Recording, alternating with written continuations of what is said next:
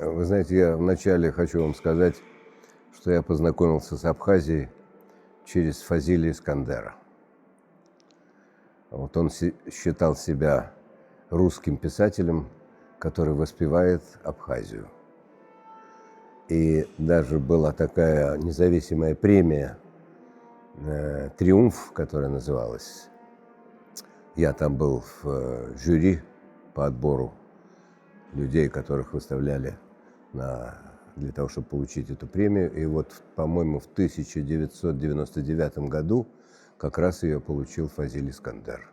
И все были очень счастливы, потому что его очень любили в России и действительно считали российским писателем, таким вот, как он себя считал. И тогда я как раз перечитал его «Сандро из Чегема», тогда я перечитал удивительную его книжку «Кролики и удавы». Его даже сравнивали с Оруэллом, только у Оруэлла очень такая циничная и жестокая ирония, в отличие от Фазиля. У него как раз лирическая, добрая и никогда не жесткая. Я очень любил его книжку «Созвездие Козлатура», где он критиковал, так сказать, изыскания хрущевского времени в области сельского хозяйства. Но больше всего я любил новеллы, которые говорили о мальчике Чике, детство Чика, там, Пушкин и Чик.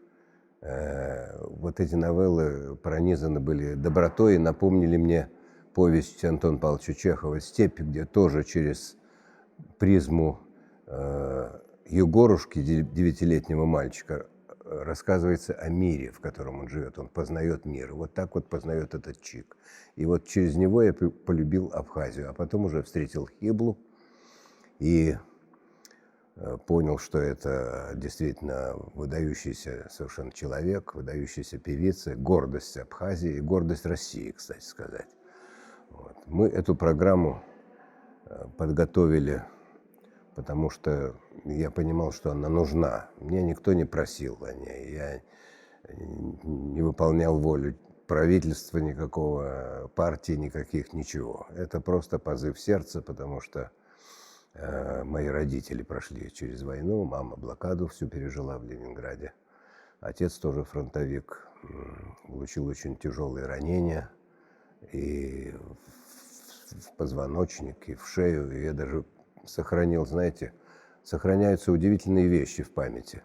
Когда я маленьким мальчиком был на демонстрации в Ленинграде 9 мая или в Первомайской демонстрации, я под пальцами, он меня брал на руки, чувствовал вот этот шов, шрам его. Вот до сих пор это осталось у меня в ощущении.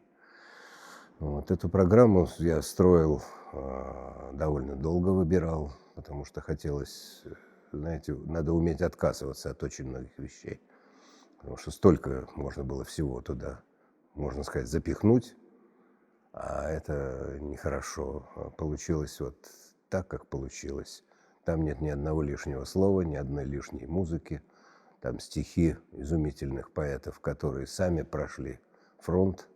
Достаточно назвать Булата Акуджаву или Юрия Левитанского. Это поэты-фронтовики. Они страдали, они переживали, они получали ранения, защищали наши города. И я рад, что мы приехали в Абхазию, потому что здесь тоже очень много жертв, погибших людей в Великую Отечественную войну.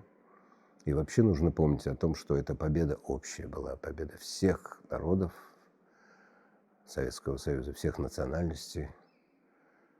И отец мне рассказывал, когда он пошел на войну, что не существовало никакого антагонизма в армии абсолютно, потому что все были равны перед смертью.